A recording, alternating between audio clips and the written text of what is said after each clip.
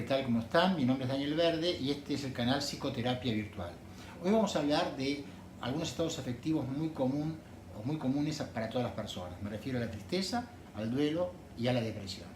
Y comencemos con la tristeza. ¿De qué se trata? La tristeza es una emoción que tenemos todos ante el hecho de no conseguir un logro, o si algo que queríamos no lo obtenemos. Ahí se produce tristeza. Es una emoción muy castigada por la sociedad actual. Se ve mal o está mal, entre comillas, que alguien esté triste. Está bien que esté alegre.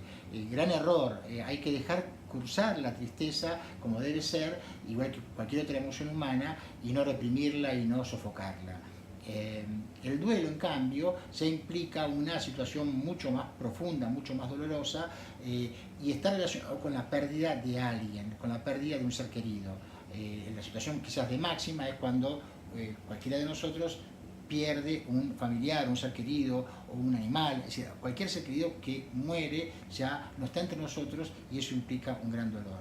También hay duelo, no solamente por la muerte de un ser querido, sino por la muerte o la pérdida de un amor. En una relación amorosa, cuando se acaba y finiquita, sobre todo si esto es de manera intempestiva o no prevista, bueno, aparece la sensación de duelo por la pérdida del amor que se tuvo anteriormente. También puede ocurrir, por ejemplo, con relación a una posición social, a una posición laboral. La persona ya no está más en actividad o lo descienden de categoría y siente el dolor por lo que perdió, por esa función que cumplía y ese reconocimiento que tenía de parte de los demás. También ocurre en el llamado síndrome del nido vacío, cuando los hijos se van a hacer su vida ya de adultos, y la pareja algo mayor ya queda sin esas funciones de cuidado y de seguimiento y de supervisión con relación a los hijos, y entonces quedan como varadas en la nada. Bueno, tienen que recomponerse y hacer el duelo por esa pérdida de la maternidad y de la paternidad como era antes. En síntesis, puede haber duelo por distintas causas, pero siempre se relaciona con algo que uno perdió: una posición laboral, un amor de pareja, la muerte de un ser querido, la muerte de un animal, o cualquier otra persona que uno siente realmente que la perdió. Bueno, ¿esto cómo se supera? Primero hay que decir que es un proceso normal, es decir, no estamos frente a algo patológico o algo enfermizo. Es necesario que uno sienta ese duelo y que lo deje procesar durante el tiempo que tenga que durar ese estado doliente. Habitualmente uno habla de 5 momentos o 5 etapas. Esto es relativo. Hay gente que tiene estas 5 etapas, hay gente que no las tiene las 5, hay gente que la tiene en una secuencia y otras que la tienen en otra secuencia. Lo importante es que uno se pueda reconocer en estas situaciones, en las distintas fases del duelo. Habitualmente la primera fase que uno siente ante la pérdida de un ser querido es la negación. Mentira, no es que murió, no está muerto, no puede ser que esté muerto, no puede ser que no me quiera más, no puede ser que ya no tenga esa posición social. Uno niega esa realidad y se aferra a la existencia como si esto no hubiese ocurrido. Cuando ya la realidad se impone, la persona no vuelve o la pareja no vuelve, entonces ahí empieza una situación de bronca, de rabia, de ira. El segundo momento es la ira. Reacciono con mucha bronca contra el objeto perdido. ¿Cómo es que me dejó? ¿Cómo es que se fue? ¿Qué hice yo? ¿Por qué me pasa a mí? Justo me pasó a mí. Pasada esa situación de ira, a través de lo cognitivo, a través del proceso de pensamiento, intento manipular, intento negociar, intento hacer algo como para que esto vuelva atrás. Si tengo un pensamiento más mágico, más ligado a las creencias y las supersticiones, bueno, voy a intentar, no sé, hacer un trabajo para que vuelva la persona amada, o conectarme con el muerto, etcétera, etcétera. Pero son situaciones donde desde lo más racional a lo más mágico uno intenta reconectarse con el objeto perdido. Pasado ese momento, ya empieza una situación de aceptación, pero antes de la aceptación plena aparece la tristeza, la profunda tristeza, una melancolía, porque me doy cuenta que realmente la persona amada ya no está más conmigo, la persona querida realmente se murió y ya no hay chance de que vuelva a estar conmigo. Entonces ahí sí lloro por la parte de mi ser, de mi yo que se fue con esa persona, y estoy en un estado realmente de tristeza. Ese estado de tristeza también es necesario procesarlo. Generalmente uno llora durante todo un año para las fechas, el cumpleaños, Navidad, el día del aniversario, que tienen que ver con situaciones vividas con la persona que se perdió. Y por último, debido a ese proceso de tristeza, sí ya aparece la posibilidad de la aceptación. La aceptación no es simplemente una aceptación intelectual, no es que digo, sí, ya está, lo tengo claro, la persona no me ama más y ya la tengo clara. No, implica conductas verificables y evidentes, donde la persona ahora sí se restituye ese impulso de vida a los objetos de la realidad, se reconecta con el trabajo, se vuelve a tener ganas de estudiar, de trabajar, de tener amigos, de salir, de vivir la vida, si perdió un amor, de volver a tener un amor, etc. Es decir, ya está nuevamente dispuesto para que la vida continúe. El objeto perdido, la persona que se murió o la persona amada que ya no se tiene más, ahora pasa a ser un recuerdo que no tiene esa carga afectiva tan dolorosa y que me hacía llorar y que me hacía sentir un gran pesar, sino que ahora, bueno, lo recuerdo con el cariño que me merece esa persona, pero puedo reconectarme a los objetos de la realidad.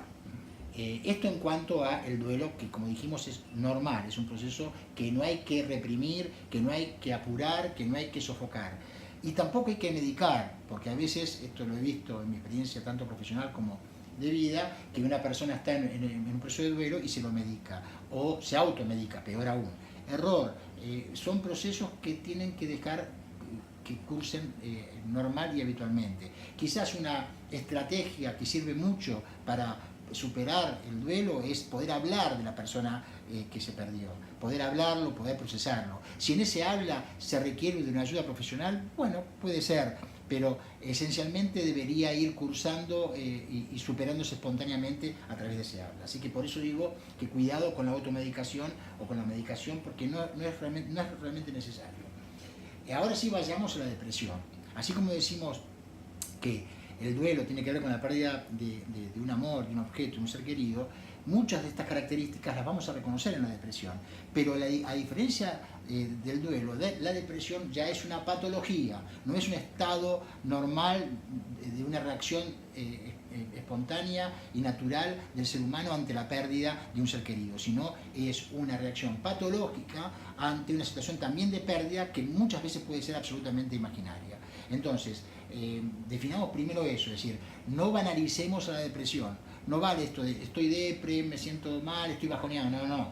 Eso puede ser, digamos, sinónimo de tristeza, pero no de depresión. Cuando hablamos de depresión estamos hablando de una patología que tiene signos físicos bien característicos, hay neurotransmisores que están comprometidos y hay síntomas emocionales, síntomas psíquicos que también están bien definidos. Vayamos a ver esos síntomas. Primero, lo primero característico de la depresión como síntoma es la falta de ganas, la falta de deseo, la falta de voluntad, la falta de interés. No tengo ganas de salir, no tengo ganas de trabajar, no tengo ganas de estudiar, no tengo ganas de divertirme, no tengo ganas de estar en ocio, no tengo ganas de hacer el amor, no tengo ganas de nada, no me tira nada, no me mola nada, como dicen los españoles. Entonces, en este punto es bien interesante, y no como una actitud pasajera o circunstancial o de un par de horas, sino algo que se sostiene en el tiempo. Ese es un punto muy importante a tener en cuenta. Otro punto importante es la característica en que el depresivo tiene con relación a sí mismo. Su autoestima está por el piso, su autoestima está bajísima. Él se cree el peor de todos, él se cree que no sirve para nada. Y ligado a este síntoma de la autoestima baja está el síntoma de la culpa y el autorreproche. Vive reprochándose a sí mismo sus carencias, se trata a sí mismo sumamente mal, se echa la culpa de todo, percibe que él es un desastre, que no sirve para nada, sufre de inhibición, dice permanentemente no, yo no puedo hacer esto no es para mí porque yo no me merezco esto. Él siente que no se merece ni siquiera vivir. Entonces, ligado a esta culpa, aparece el autorreproche. ¿Por qué ocurre la depresión? ¿Qué es lo que le da esa característica justamente de patología? Bueno, digamos, desde el punto de vista psicológico, lo que ocurre en la persona depresiva es una retracción de los vínculos que tenía con la realidad, sea vínculos con las personas, con el trabajo, vínculos con ideales, vínculos con proyectos, se retraen. Si uno observa que se retraen esos vínculos, esa libido que estaba asignada a determinados objetos, se retrae y vuelve al yo, se retrae al yo, se ensimisma, se hace altamente egocéntrico. Por eso siempre se dice que, aunque veamos a una persona que está depresiva y está tan, subvalorada y con tal cantidad de autorreproches, sin embargo hay una gran capacidad o montante narcisista, porque la persona vive en sí misma y se echa la culpa de todo. Él es el peor, él es el que más problemas tiene. Entonces, en ese sentido, es un problema también narcisista, porque existe esta retracción. Y asimismo hay lo que se llama, y ahí el tema de la culpa, un castigo, una observación crítica permanente y un juicio de valor permanente y de castigo de parte del superyo al yo. Es decir, así como la persona trataba al objeto perdido, ahora el superyo lo trata al propio yo. Entonces lo castiga, lo insulta, le dice que no sirve, no lo valora, lo compara, le echa la culpa de todo. En eso a veces también hay ambivalencia, así como la persona al objeto perdido lo trataba con amor y con odio. Digamos, la ambivalencia es un sentimiento que implica tener las dos actitudes hacia la misma persona, amor y odio. Ahora es la parte crítica de la personalidad, que llamamos superyo, que juzga al yo de la persona de una manera, a veces con odio, a veces con amor, a veces con sentimiento positivo, a veces con sentimiento negativo. Cuando lo juzga con amor o con sentimiento positivo, es el momento que escuchamos que el depresivo se victimiza. No, al final yo tengo mala suerte, yo tengo la culpa porque también me hicieron esto y aquello. O sea, hay una victimización y una justificación de los actos que realiza. Y cuando le pega por el lado del odio hacia, bueno, ahí tenemos, digamos, técnicamente sería un superyo sádico y un yo masoquista, es decir, directamente goza en el sufrimiento, en la queja permanente de ese sufrimiento y se siente profundamente mal, se siente peor. Al límite que si prevalece más la tendencia negativa, la conducta que debemos observar es sobre todo una tendencia a la dejadez, a dejarse estar. Ya no es simplemente que no tiene ganas de hacer cosas, sino directamente deja a su ser, no se baña, no se alinea, se deja estar, no se levanta, no hace nada. Y en el límite de esta situación podemos tener los casos de suicidio, cuando una persona ya no se banca nada de sí misma y justamente como que el superyo le dice, vos no mereces vivir, y ahí acomete el acto de suicidio. Entonces, para tener muy en cuenta sobre la depresión, primero, es una patología, que no se banalice, que no se trate como una cuestión menor. Segundo, no se cura con pastillas, no se cura con remedios. Gracias a la farmacología existen los antidepresivos que alivian muchísimo. Una persona cuando está en estado depresivo es bueno y positivo que bajo supervisión médica esté medicada y controlada esa medicación, porque también hay una adecuación puntual de caso por caso con relación a la medicación. No es cuestión de tomar Prozac o cualquier antidepresivo como si fueran caramelos Ubus. Pero la verdadera superación de este proceso se da en la gran mayoría de los casos conectada o conjuntamente con una psicoterapia. Es decir, la necesidad de la psicoterapia en este caso para poder desarmar esta trama depresiva es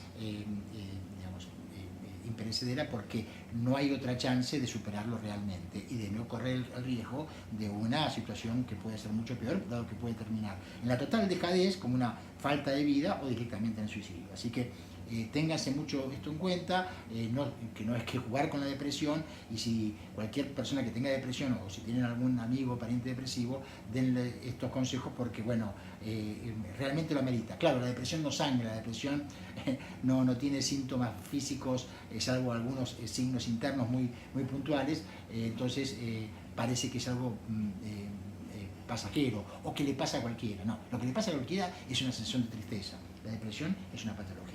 Bueno, esto es lo que quería comunicarles para que lo tengan muy en claro. Y bueno, como siempre les digo, si les gustó esta transmisión, por favor pongan like en el video, suscríbanse al canal, aprieten la campanita así reciben las notificaciones. Y si se quieren comunicar conmigo, ya al final aparece mi dirección de email para cualquier consulta. Bueno, que la pasen bien y hasta el próximo video. Chao.